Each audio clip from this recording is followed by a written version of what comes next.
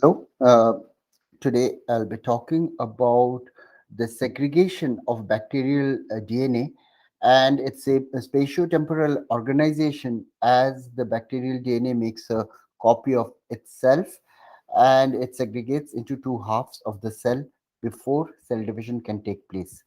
The work was done by Debashi Mitra and Srirang Pandey, though I am talking about this work today, and this work was carried out in the Soft and Living Matter group in ISIL, Pune.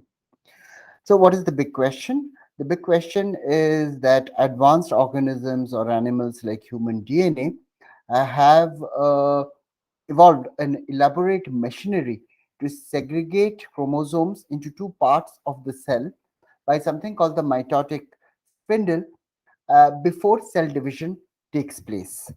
The human DNA is 2 meters long, but bacterial DNA is much smaller. They have only one chain that's around 2 millimeters, which is confined in a 2.5 micron long cylindrical cell. And for the bacterial DNA, which also has no nucleus, no machinery has been found to segregate chromosomes once it is replicated, that it makes a copy of itself.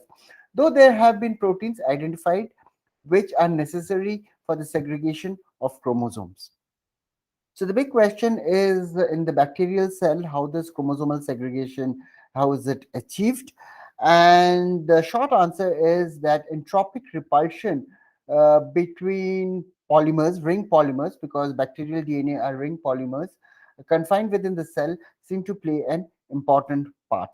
So this was basically proposed and demonstrated by Sukhjun Jun in a series of papers between 2006 and 2010, where he took two ring polymers which were mixed state, which were in a overlapping state within a confining cylinder, and due to entropic forces, they spontaneously segregated into two halves of the cell, because when they are in their segregated state, uh, basically its entropy increases. The polymers can take more conformations when they are in the segregated state as compared when to the overlap state. So here what you see is a snapshot of the mother, which is in gray. And this is basically data from Sukhjun model linked by Sukhjun, and it makes a copy of itself.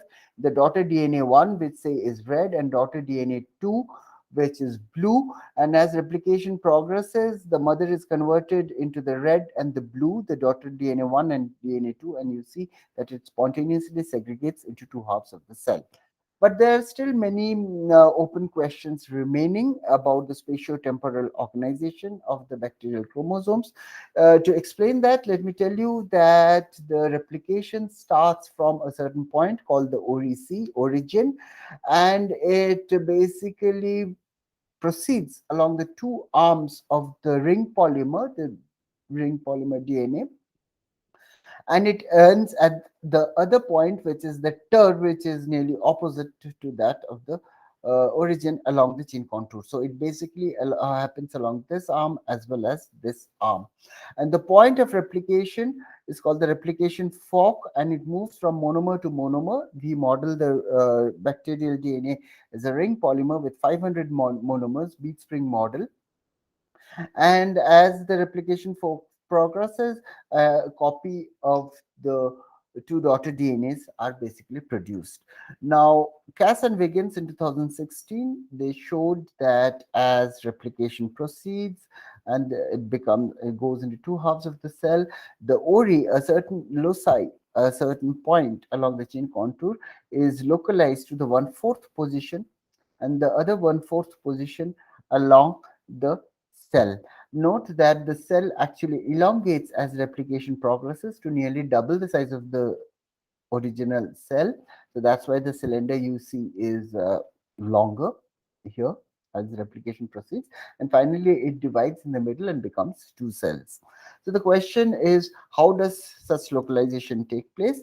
Not only does the ori get localized, but other points along the chain contour, which are labeled R1, R2, R3, and TER1, and L1, L2, left arm and right arm, basically, they all, after they are made a copy of itself, is moves into two halves of the cylinder, and gets localized at certain positions along the cell. And the question is, how does this happen? Why does this happen? And there are many other open issues related to the uh, spatio-temporal organization of the DNA. And what we propose is basically that as replication progresses along the two arms, once a certain point, 125th monomer and the 375th monomer, and basically completes its makes a copy of itself. It basically what happens is this gets cross-linked to the ori and this gets cross-linked to the ori. Okay, and it takes the so-called arc2 architecture. So the ring polymer has two smaller loops like this, and we say that this very process helps in the localization of the ori uh, in this one-fourth and other one-fourth position along the cell. So this is not the only polymer architecture we have considered. We have considered around 12 different architectures, including the ARC22 architecture, where there are two big loops near the ori and two loops near the ter. And this has even some better properties, including faster segregation time. Here, what we have done is compare the segregation time for architecture 0, which is just the ring polymer, then ARC2, then ARC22, and a host of other architectures. And the signature of segregation is that the center of mass of the two replicated monomers that gradually increases so that it becomes nearly half that of the length of the cell. Remember, length of the cell also keeps increasing, and what we have shown is if you have such architectures, different genomic loci get localized to certain positions within the cell, which is this point one fourth position. Whereas if you just have a ring polymer, they are not as well localized as seen in experiments.